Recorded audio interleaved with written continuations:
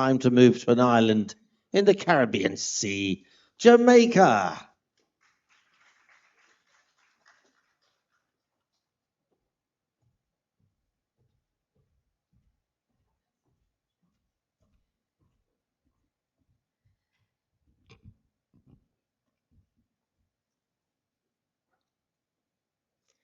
Namaste, India, and hello, world.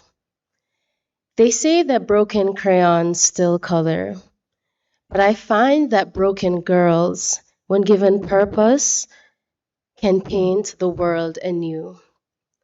I am Tahje Bennett, and I'm a 25-year-old law student. I stand here before you today not only as a contestant, but as a product of generations of women who have turned their pain into purpose and power, and their scarcity into strength. I was raised by two incredible women, my mother and my grandmother. They didn't have much, but they always seemed to make something of nothing. My grandmother, with callous hands after years of labor, always manages to put love in every meal, even when the pot seems empty. And my mother, who bore the weight of the world just to ensure that I did not feel its full force. They are my first queens. I carry their legacy in everything that I do. And their resilience was not loud.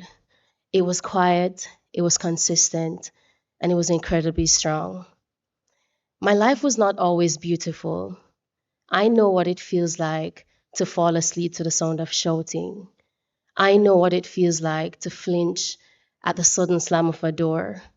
I know what it feels like to ache, to feel that constant ache of fear, of confusion.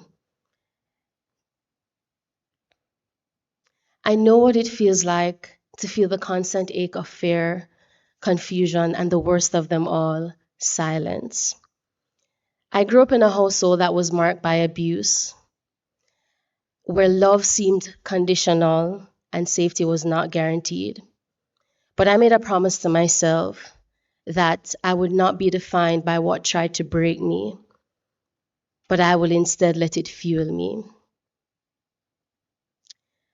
This promise became my beauty with a purpose, the Fix Your Crown initiative that seeks to empower women and young girls like myself who would have faced the harsh realities of gender-based violence. I started this in my hometown, Spanish Town, because I believe that healing starts from the home.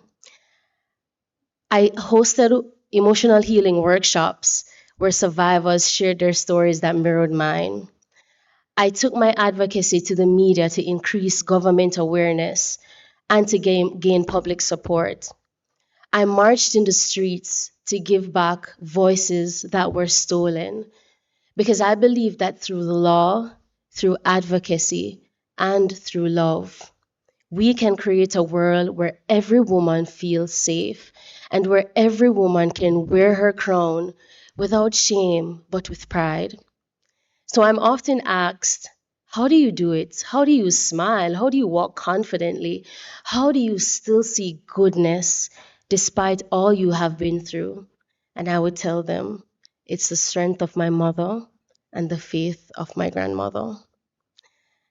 I believe that we are our own healing, and I'm a living testament that your beginning does not define your becoming.